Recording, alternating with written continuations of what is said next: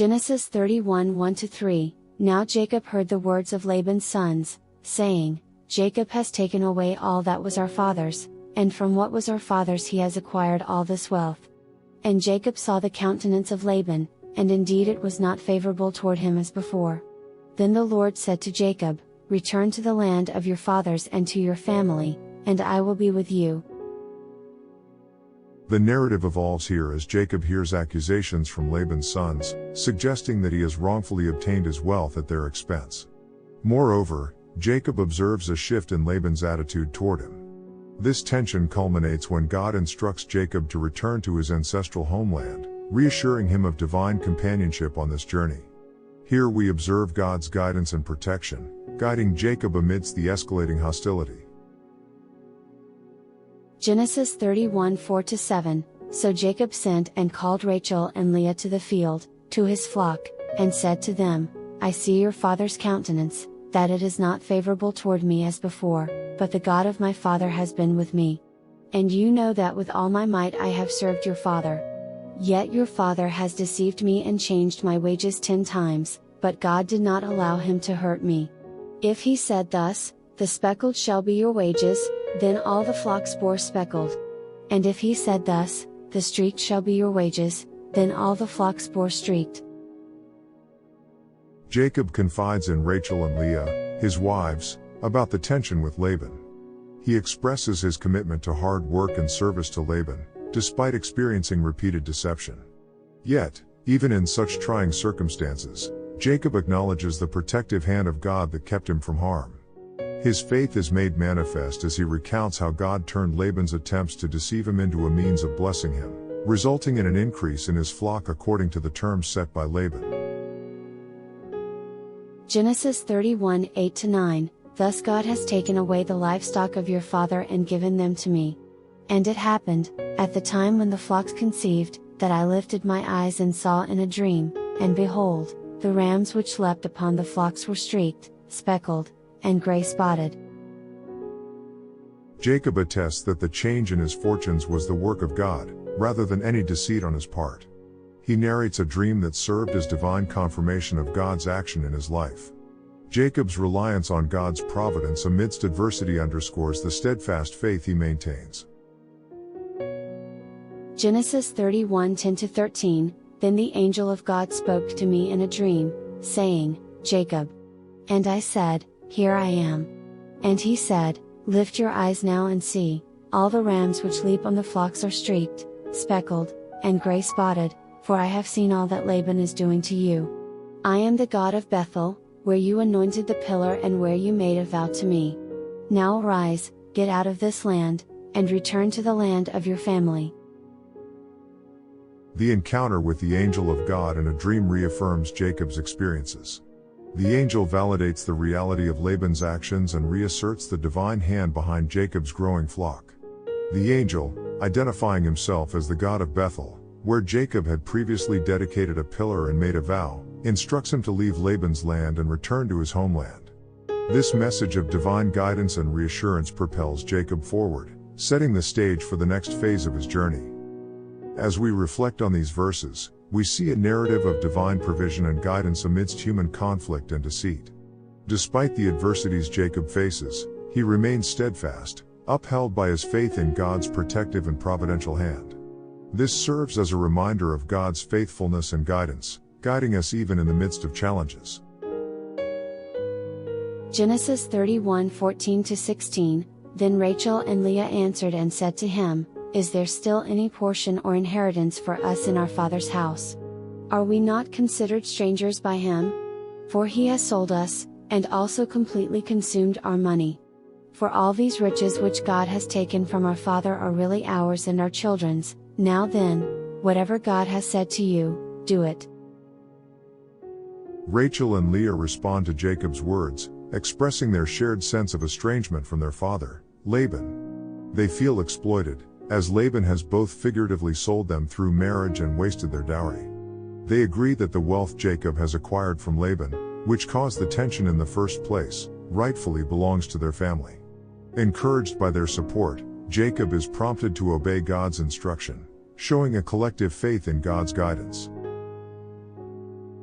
Genesis 31:17-18. Then Jacob rose, put his sons and his wives on camels, and carried away all his livestock and all his possessions which he had gained, his acquired livestock which he had gained in Paddan Aram, to go to his father Isaac in the land of Canaan.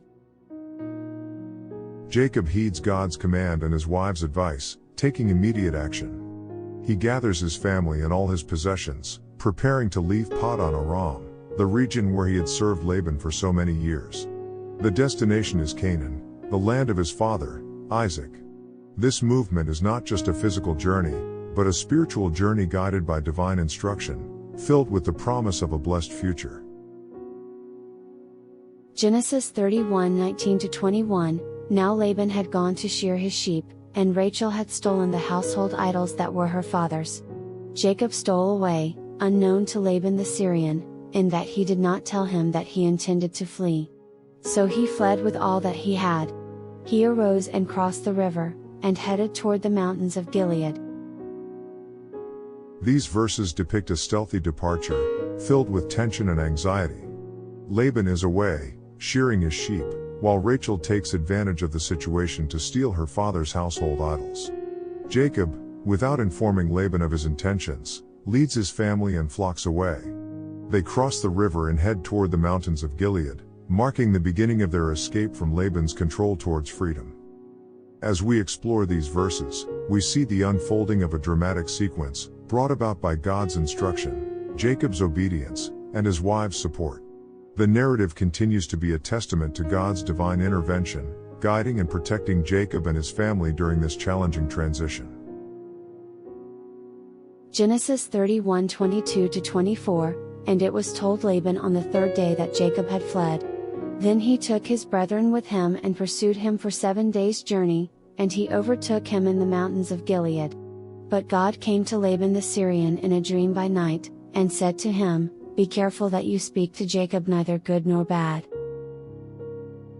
3 days after Jacob's departure, Laban hears the news. With his relatives, he pursues Jacob, eventually catching up with him at the mountains of Gilead. However, before he can confront Jacob, God intervenes. In a dream, God warns Laban to be careful with his words to Jacob, a clear indication of God's protective hand over Jacob and his family. Even though they are in a vulnerable situation, God's presence and influence persist. Genesis 31:25-28. So Laban overtook Jacob. Now Jacob had pitched his tent in the mountains, and Laban with his brethren pitched in the mountains of Gilead. And Laban said to Jacob, What have you done, that you have stolen away unknown to me, and carried away my daughters like captives taken with the sword? Why did you flee away secretly, and steal away from me, and not tell me, for I might have sent you away with joy and songs, with timbrel and harp? Laban finally catches up with Jacob, leading to a tense confrontation. Laban accuses Jacob of fleeing secretly, taking his daughters like captives, and depriving him of the chance to send them off properly. Laban's words paint a picture of sorrow and betrayal, indicating his sense of loss and indignation. Genesis 31:29-30. It is in my power to do you harm, but the God of your father spoke to me last night, saying, Be careful that you speak to Jacob neither good nor bad. And now you have surely gone because you greatly long for your father's house, but why did you steal my gods? Laban reveals his restrained anger, acknowledging that while he could harm Jacob, he has been warned by God not to. Laban grudgingly accepts Jacob's desire to return to his family but is genuinely perplexed and upset about the theft of his household idols. This confrontation reveals the intricate dynamics at play, of family, faith, and power. It's a testament to God's influence, not just over the lives of those who believe in Him, but also those who don't, as He continues to guide and protect Jacob and his family. Genesis 31:31-32. And Jacob answered and said to Laban, Because I was afraid, for I said, Perhaps you would take your daughters from me by force. With whomever you find your gods, do not let him live. In the presence of our brethren, identify what I have of yours and take it with you. But Jacob did not know that Rachel had stolen the idols. In response to Laban's accusations, Jacob reveals his fear that Laban might forcibly take his daughters back. He is so confident of his innocence regarding the stolen gods that he pronounces a death sentence on the thief, unaware that the culprit is his beloved Rachel. This tense situation continues to unfold, showcasing the dramatic tension between Laban and Jacob, layered with confusion, accusations, and profound fear. Genesis 31:33-35. So Laban went into Jacob's tent, into Leah's tent, and into the two maids' tents, but he did not find them. Then he went out of Leah's tent and entered Rachel's tent.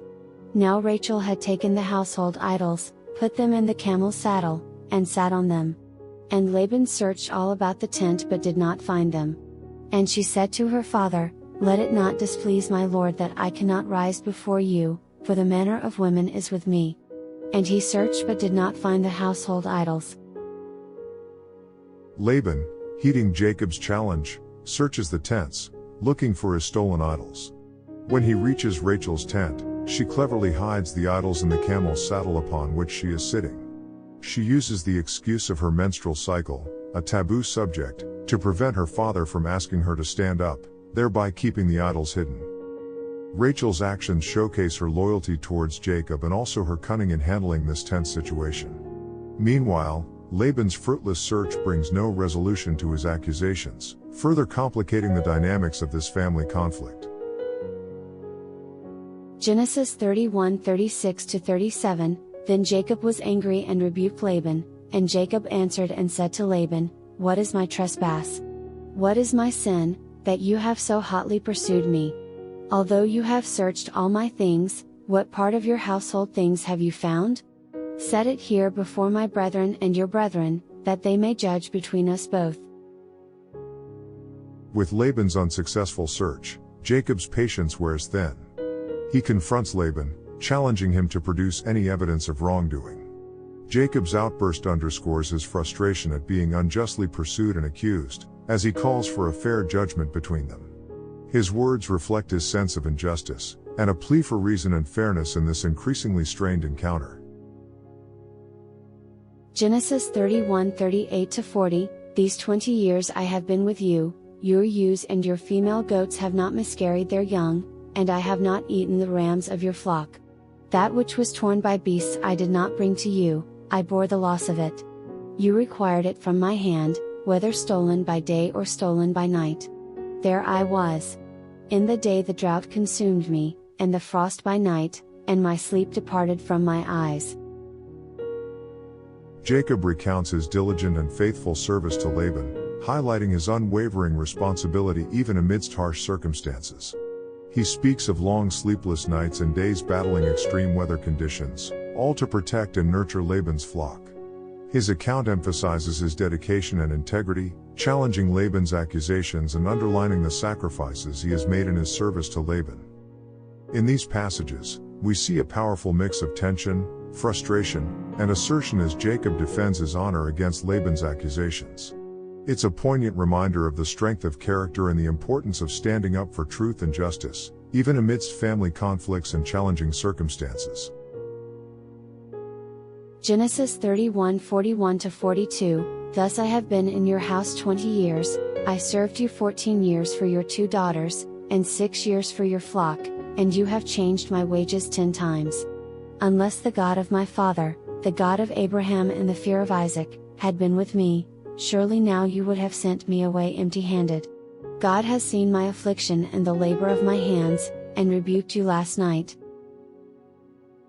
Jacob continues to state his case, reiterating his years of dedicated service under Laban and how his wages were unjustly altered 10 times.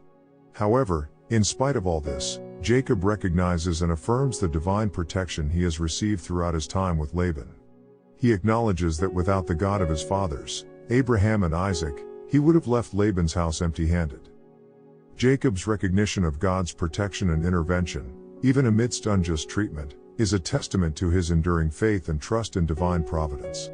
His account reminds us of the significance of divine intervention in the lives of believers, even in the face of adversity and challenges. Genesis 31:43-44. And Laban answered and said to Jacob, These daughters are my daughters, and these children are my children, and this flock is my flock, all that you see is mine. But what can I do this day to these my daughters or to their children whom they have borne? Now therefore, come, let us make a covenant, you and I, and let it be a witness between you and me." In response to Jacob's passionate defense, Laban, perhaps realizing the futility of his accusations, shifts his argument. He asserts his ownership over everything, his daughters, his grandchildren, and the flock, emphasizing the familial and property ties between them. However, recognizing his limited power over Jacob and his family, Laban suggests making a covenant, a formal agreement, as a witness between them. Laban's suggestion signifies a turning point in the narrative, moving away from accusations and confrontations towards reconciliation and mutual agreement. This shift also highlights the importance of covenants in resolving disputes and establishing peaceful relations, a common practice in ancient times that continues to be relevant today. Genesis 31:45-46. So Jacob took a stone and set it up as a pillar. Then Jacob said to his brethren, "Gather stones." And they took stones and made a heap, and they ate there on the heap. Following Laban's suggestion, Jacob takes immediate action. He sets up a stone as a pillar, a symbolic gesture indicating the establishment of a covenant or agreement. He then asks his family to gather stones to form a heap, another symbolic act signifying their unity and mutual agreement. They then share a meal on this heap of stones, a communal act marking their reconciliation and mutual understanding. This scene reflects the importance of symbolism and communal acts in establishing peace, unity, and understanding. It also signifies Jacob's leadership and his commitment to maintaining peaceful relations, emphasizing the values of reconciliation and mutual respect. Genesis 31:47-48. Laban called it Jegar-sahadutha, but Jacob called it Gilead. And Laban said, "This heap is a witness between you and me this day." Therefore its name was called Gilead. Laban and Jacob give the heap of stones different names in their respective languages. Laban in Aramaic calls it Jegar-sahadutha, and Jacob in Hebrew calls it Gilead. Both names carry the same meaning, heap of witness. Laban reaffirms that this heap serves as a witness between him and Jacob. The naming of the heap emphasizes the significance of this moment and the agreement reached. Genesis 31:49-50. Also Mizpah, because he said, "May the Lord watch between you and me when we are absent one from another. If you afflict my daughters, or if you take other wives besides my daughters, although no man is with us, see, God is witness between you and me." Laban introduces another name for the place, Mizpah, which means watchtower in Hebrew. He invokes a blessing or a watchful request, asking the Lord to keep watch over them when they are apart from each other. Laban issues a stern warning to Jacob about treating his daughters correctly and not taking any other wives, underlining that, even in their absence from each other, God is their ever-present witness. Laban's words here show a mix of protective concern for his daughters and a recognition of divine watchfulness. It reflects an understanding that God's sight and judgment reach beyond human sight and presence. Genesis 31:51-52. Then Laban said to Jacob, "Behold this heap and behold this pillar, which I have placed between you and me. This heap is a witness, and this pillar is a witness, that I will not pass beyond this heap to you, and you will not pass beyond this heap and this pillar to me, for harm." Laban points to the heap and the pillar, the physical symbols of their covenant, as reminders of their agreement. He commits not to pass these markers to harm Jacob, and likewise, expects Jacob not to cross them for the same reason. Laban's declaration solidifies their covenant, establishing boundaries for their future interactions to prevent any harm and maintain peace. This passage underlines the gravity of their covenant and the role of physical markers as reminders of their mutual commitments. It highlights the importance of respect and peacekeeping in maintaining harmonious relations, even after periods of conflict and disagreement. Genesis 31:53-55. The God of Abraham, the God of Nahor, and the God of their father judge between us. And Jacob swore by the fear of his father Isaac. Then Jacob offered a sacrifice on the mountain, and called his brethren to eat bread. And they ate bread and stayed all night on the mountain. Early in the morning, Laban arose, kissed his sons and daughters and blessed them. Then Laban departed and returned to his place. Laban invokes the God of their forefathers as the judge between them, further cementing the seriousness of their covenant. Jacob, in turn, swears by the God of his father Isaac, showing his commitment to the agreement.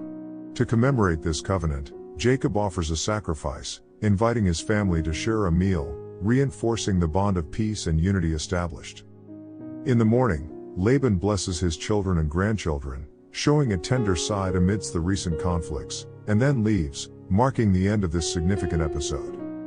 These passages emphasize the healing power of covenants and shared commitments, even in situations marred by mistrust and animosity. Through their covenant, Laban and Jacob move from confrontation to mutual respect and peace, a reminder of the transformative power of reconciliation and forgiveness.